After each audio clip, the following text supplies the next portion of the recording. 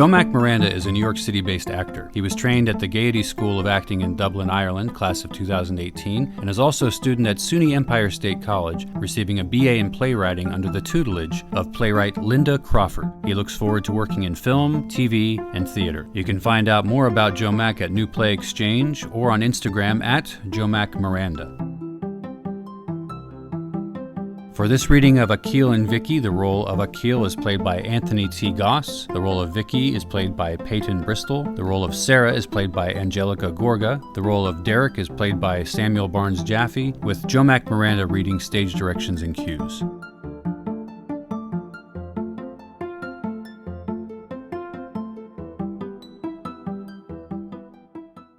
Akil, a black singer from Bed-Stuy, while trying to navigate the dating scene and more in the summer of 2020, strikes up a relationship with Vicky, a white first responder from Sheepshead Bay.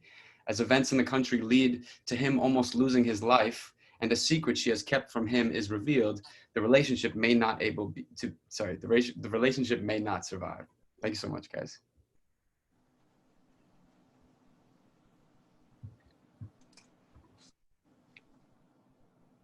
Scene 7.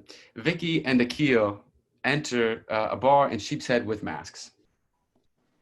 Well, look who it is. The registered nurse in the new ball and chain.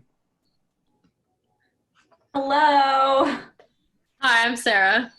Derek. Akil. Oh, he's handsome. Thank you. He's all right. No, I'm just messing. You're gorgeous. Oh, look at you two, like two peas in a pod.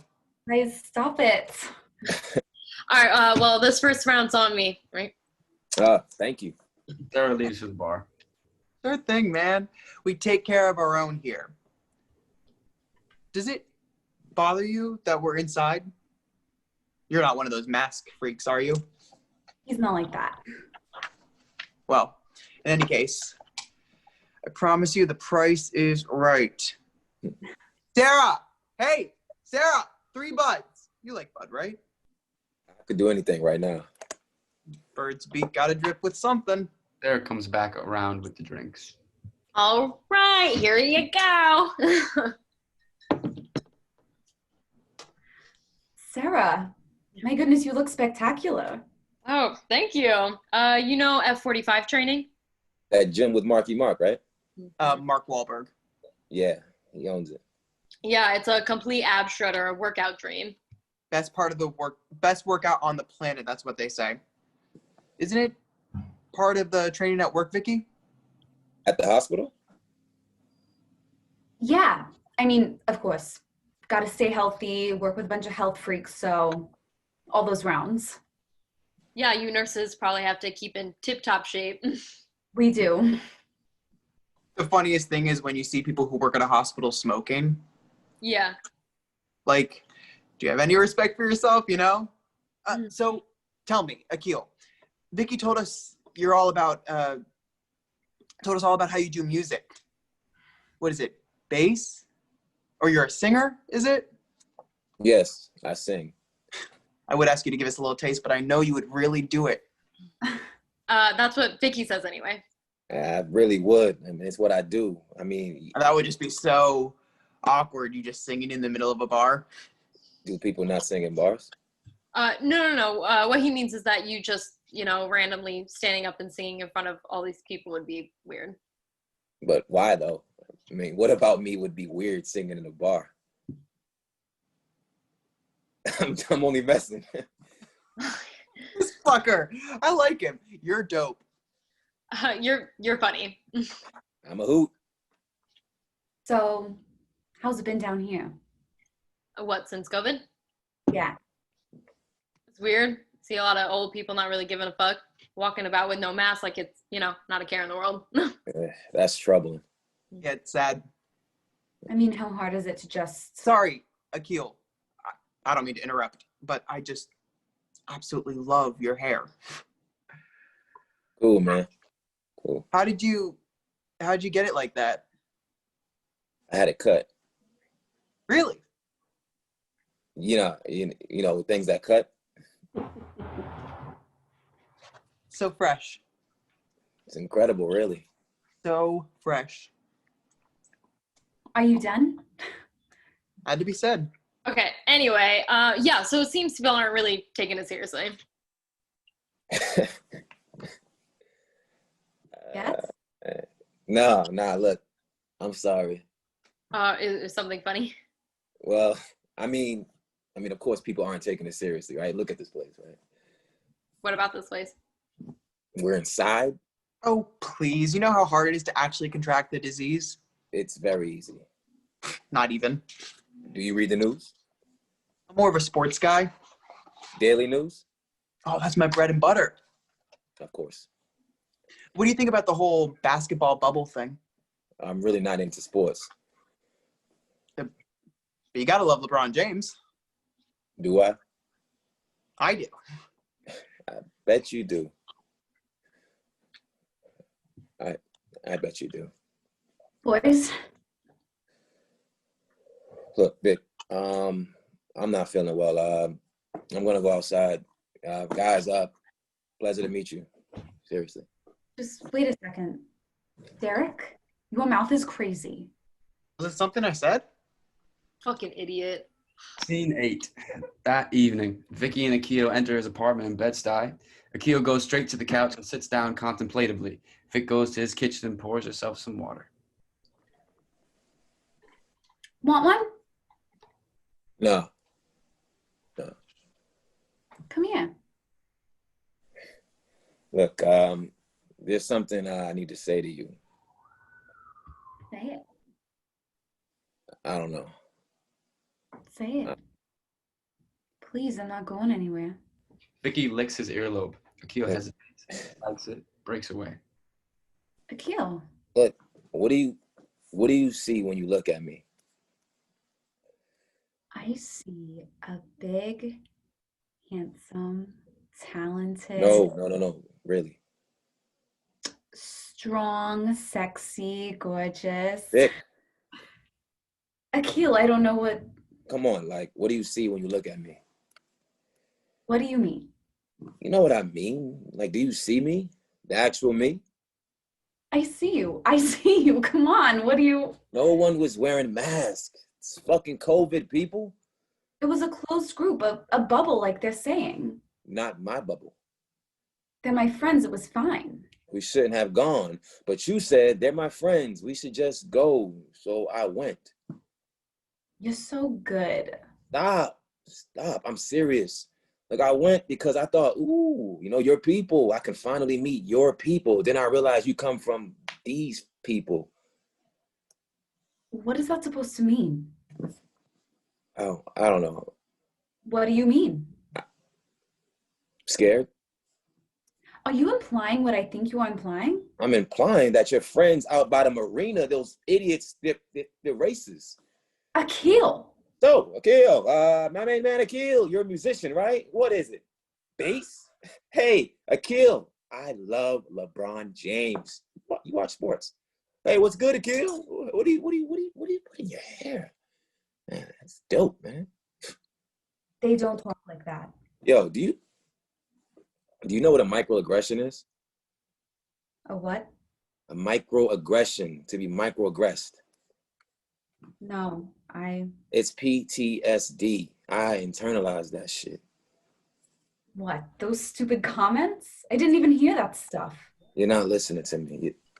I am. Akil, I am. This is just new for me. The people that I surrounded myself with, my loved ones, they're not. They're that way. But. Look, see it for what it is, Vicky. I mean, I guess. You guess what? I guess I could have imagined. Imagine that bringing home my Black boyfriend wouldn't exactly be gracefully received. We should have talked about this beforehand. Yeah, we should have. Now what? Now we get to be more honest about race, about what it means to be a white woman dating a Black man, especially when you're from the deep end of Brooklyn, fucking no man's land. Well, what should we talk about? It's not my responsibility to talk. You start. There are things I don't know about you, things about you that remain a mystery. Oh, so now you want to talk about me. What's that supposed to mean? Akil, my friend, your ego is through the roof. That's hilarious. You don't want to know about my childhood. Indulge me.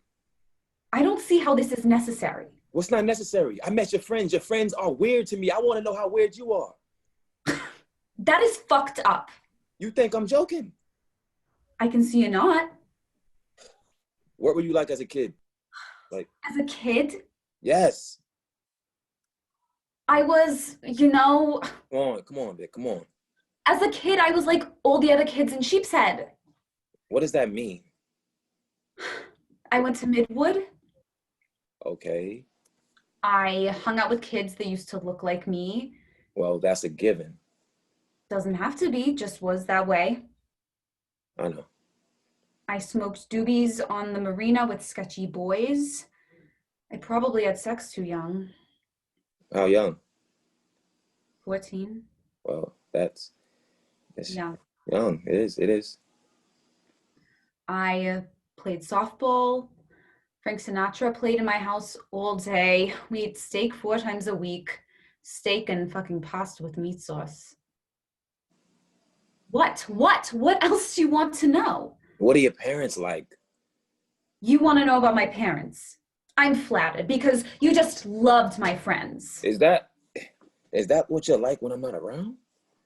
What do you mean? You ignorant like your friends? No, I'm not ignorant. I know that I always have, benefited, and the group I chilled with benefited. Yeah, from cycles of privilege. Yes, of course, Akil, I know that. Yeah, but you don't know about microaggressions. What? I'm a work in progress. I'm sick of hearing that from people. I'm sick of feeling like that's not okay. Then fine. Fine. I'm going out. No, Akil, don't. No, look, I shouldn't have to teach you things about being a better person. You should just do that already. You think I don't do that? What am I supposed to do? I date a black man. My people get weird around the man. The man, my man, feels hurt. I mean, of course he does, but how am I supposed to help? Fuck if I know, not my problem. Look, ask your friends, talk with them. That is not fair. The group who gets the stuff should do the talking about what the stuff means when other people don't have it as good as them.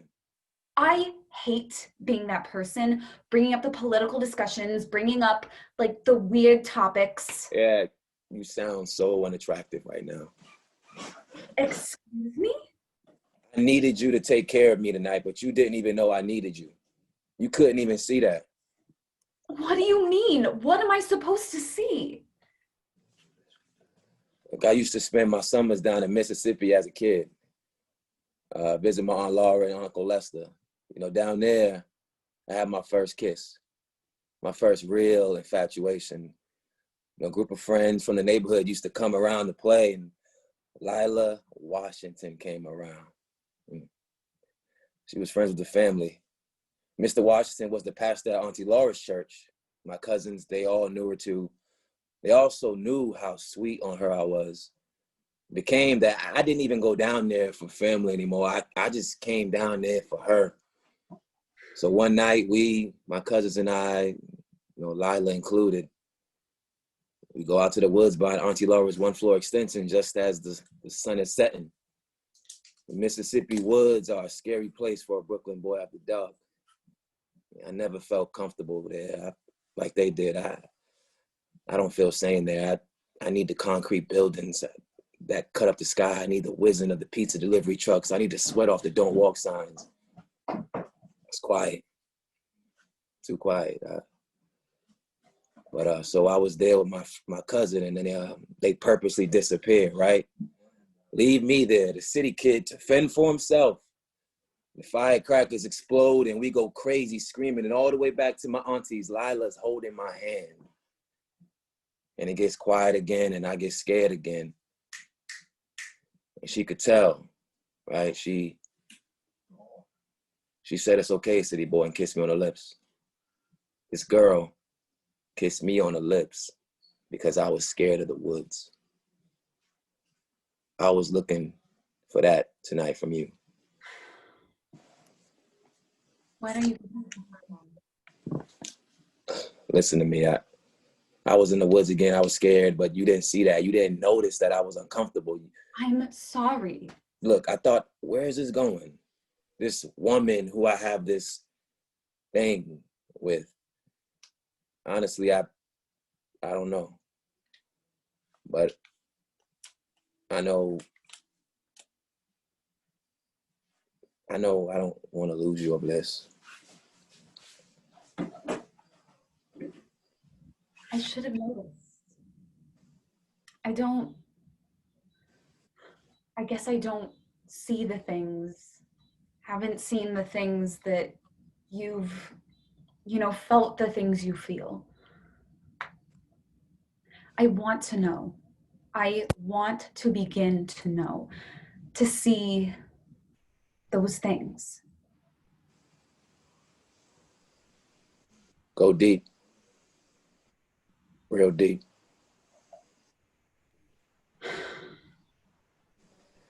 Blackout. Thanks, guys.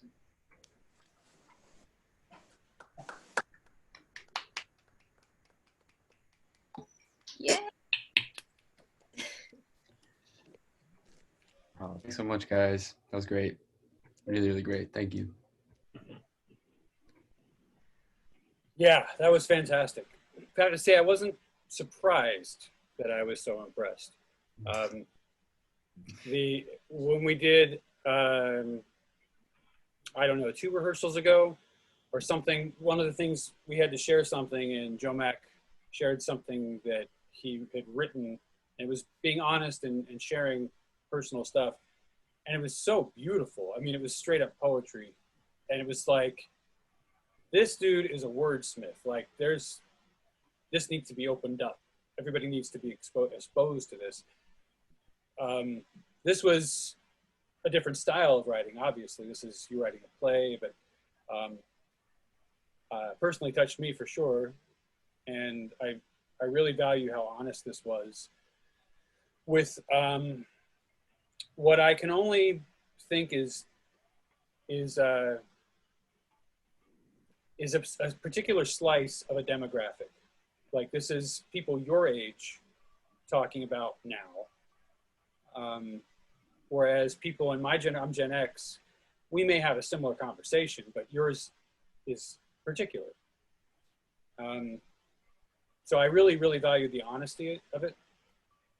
That's all I'll say. I'll let everybody else chime in. And also that everybody did a fantastic job. I believed every single one of you. So. Yeah, great job, guys. Seriously, it was awesome. Yeah, I think it was very, very well written. You're a playwriting student now? Where?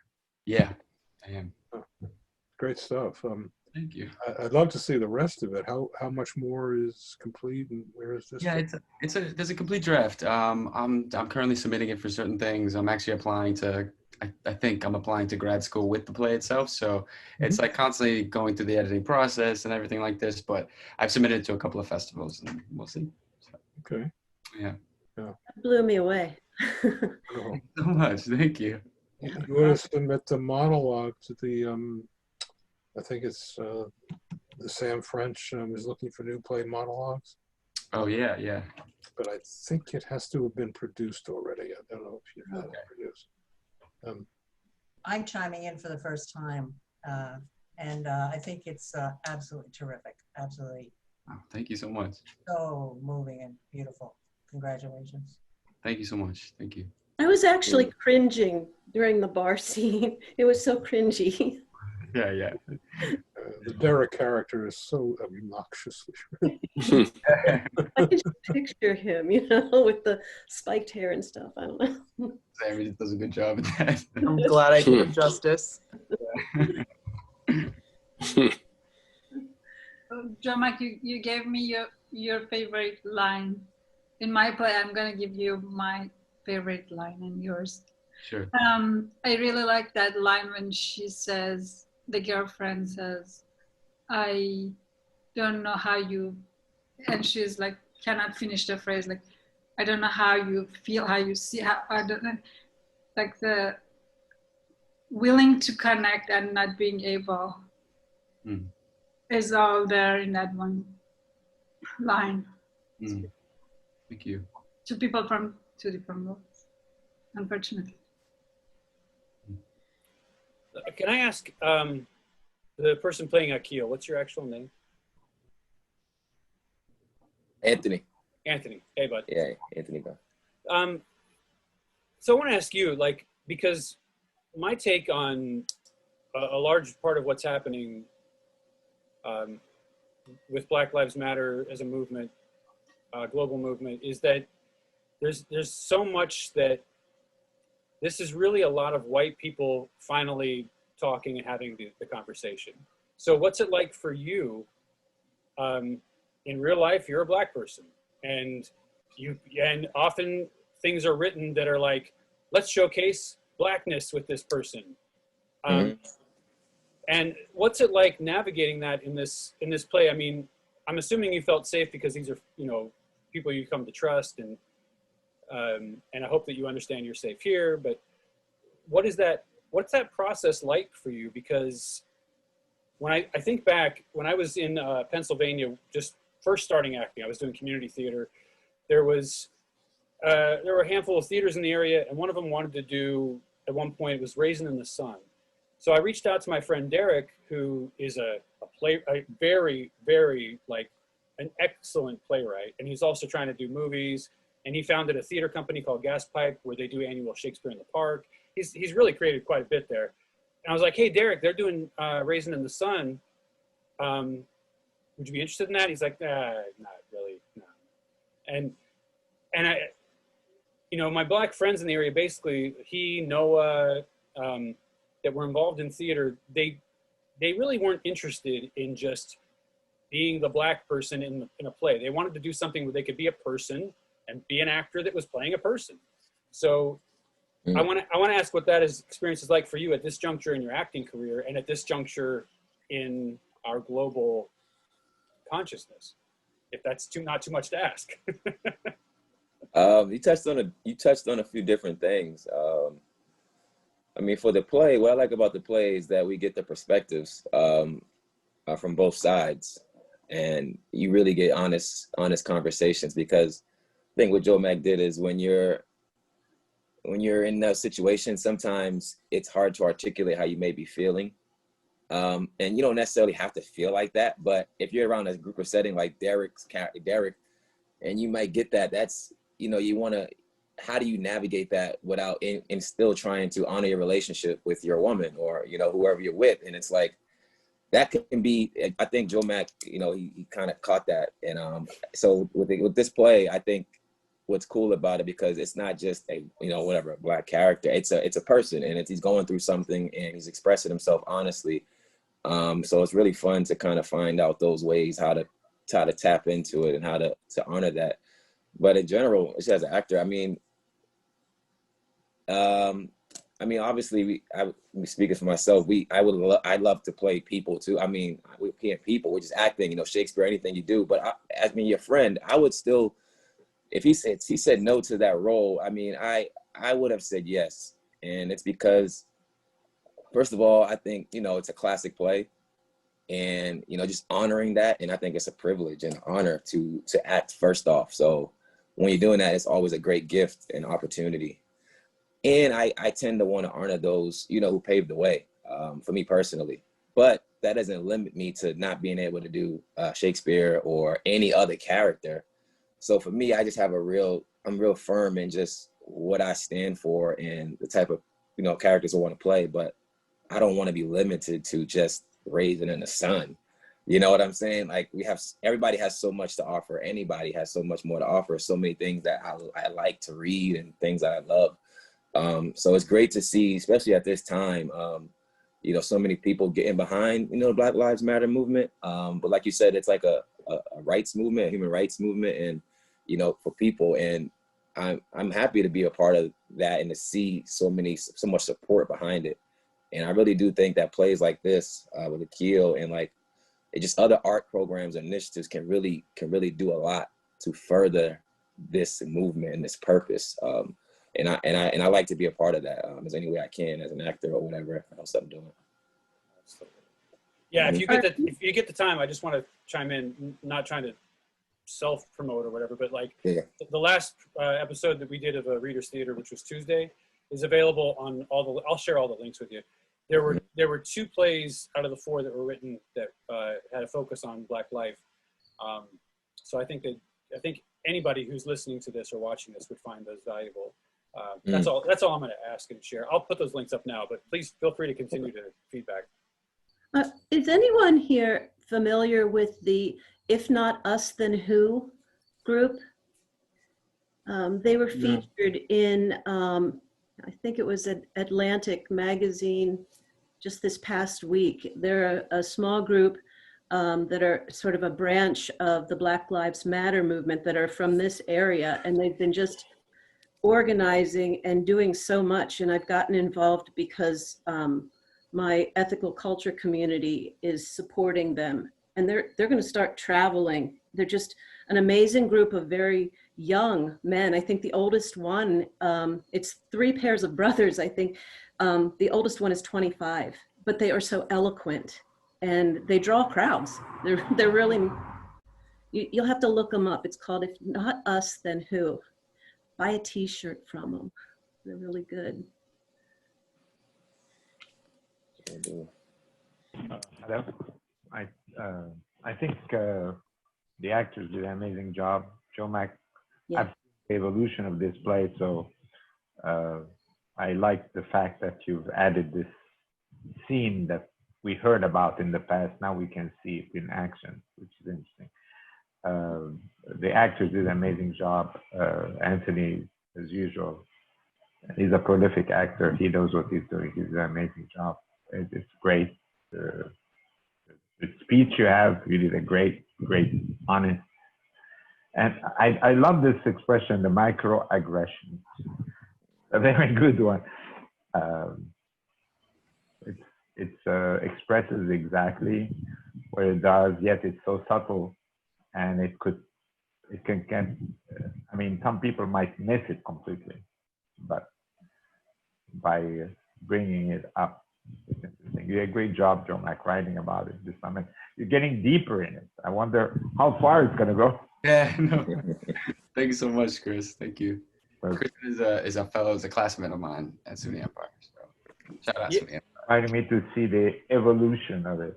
Yeah, Jomack, it's the first time I've been exposed to someone really honing in on the microaggression aspect of racism and white supremacy. That was so well told. Yeah. What was the impetus for this particular writing, this particular piece? Well, so in the playwriting program, we were supposed to just write a play, and I don't know, I couldn't get out of my head the things that I was seeing, and I wanted to write a story with a central Black character, and I wanted to. And it's interesting because as a white writer, as someone who passes for white and identifies as a white man, you know, to write Black characters is there's a whole discussion about appropriation in the arts and whether or not, you know, white people should be making stories with characters of color. You know, there is totally a whole movement against white writers to say that they are not their stories. And there was a huge discussion I had with my playwright and with other people that I was like talking about the play with,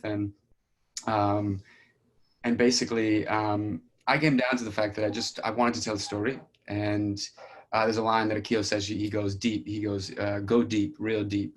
And that's essentially what I tried to do. You know, I was just like trying to read as much as I could about the Black experience in America. You know, I was touching up on slavery. I was touching up on, you know, police brutality. I was taking sociology classes and things like this. And the microaggressions was one of the readings I had. I just thought it's something that needs to be spoken about more, because we live in an era where there's obviously overt racism, and we're seeing it more and more in the last 4 years, and anti-Semitism, any type of phobia. But yeah, I think people don't understand the sort of subtle surface level racism that we see on a very daily basis, that are felt by people of color, that are that are committed by white people. And the fact of the matter is that white people don't understand that they're doing it. And that's sort of like the deceptive quality, the most deceptive quality of a microaggression is the fact that that white person has no idea that they are acting in their privilege. They have no idea that they are doing the white thing, you know? Because it's like, it's not seen. So if we talk about it more, then obviously, hopefully it will be seen. I think for me, the strongest part of your play is that where he tells a story about the woman who sees that he's upset and kisses him, and that she doesn't understand that because she's so blind to what he is doing or feeling, that she doesn't see it, but that stranger could see in him that he was terrified, so that she took care of him. But the person that he cares about the most couldn't see what was happening. And I think that's what makes us all that's what gets us all, because we all can relate to that. Like, the person that we care about the most doesn't always get to see what we need the most a lot of the time, because we don't articulate it very well. You know, emotions like that isn't something that we always articulate, and the whole look deeper is a good way to put that. But I think that was a really strong part of your play, that got us on a deep emotional understanding of what he was feeling as well, that you can't really put into words as far as an emotional abandonment type thing, or an emotion, you know. I'm not articulating it well, but that's what got me the most. It was him telling that story about, you didn't even notice, you know, here I am, and you're with all your friends, you're blind to what it is that I actually need. I thought that. And not only that, but go ahead. No, go ahead. Sorry. Not only that, but like there's a tendency for those of us who are in the arts to assume like we're good, like we understand. But to have this, those of us who are watching and listening to this, to have this really articulated in our face, well, it really helps us to self-reflect and to be more self-aware. Because it's one thing to sit here and go like, "You're a douchebag, man. How could you say that?" But what's the chances that we've been in situations like that, and that we need to talk about this and be uncomfortable about this, and really allow this to come to consciousness?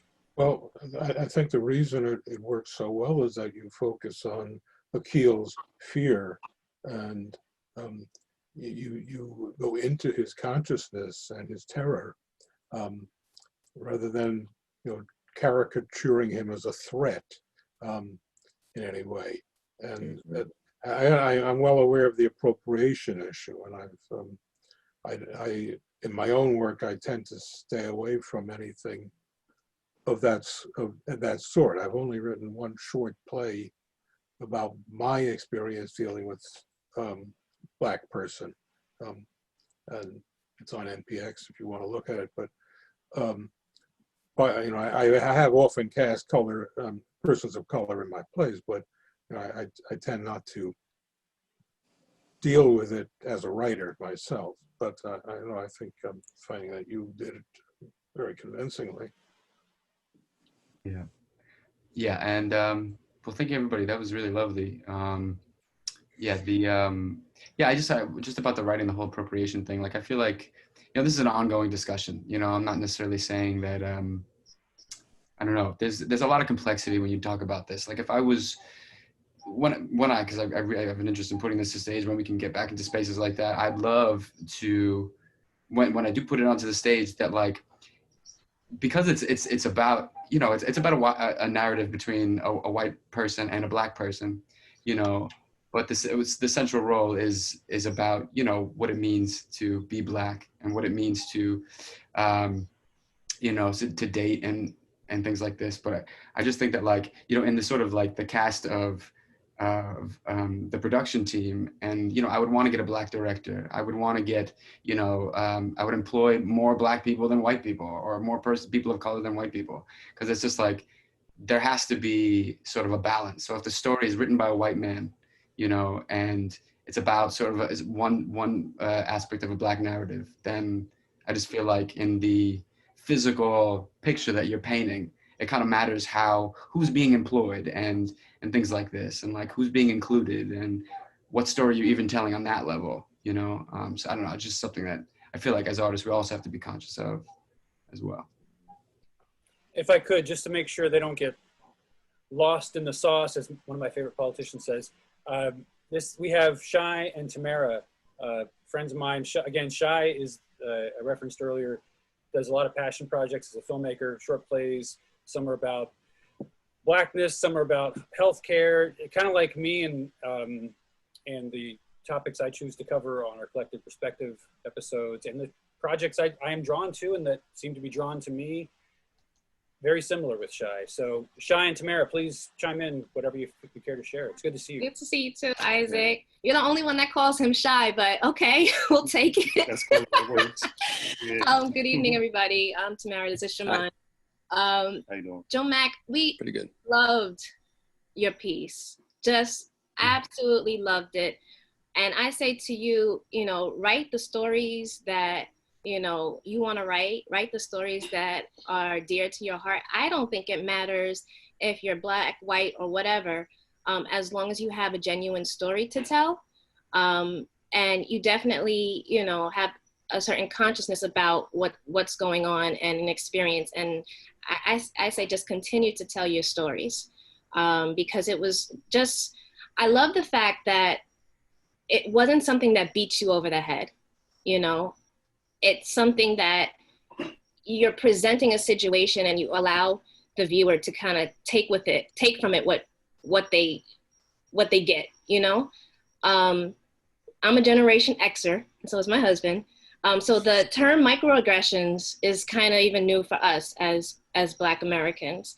I call it Monday, Tuesday, Wednesday, Thursday, Friday, So, and it's just something as a Black person that you kind of just get used to. And even in the way that you wrote it, I was hearing it, the things that, I'm sorry, the Sam, Derek, that your character was saying. I was like, I don't know if I like him, but it was kind of, it wasn't in your face. Like what he was saying, could be just taken as someone trying to relate, but even in the trying to relate, that can be offensive.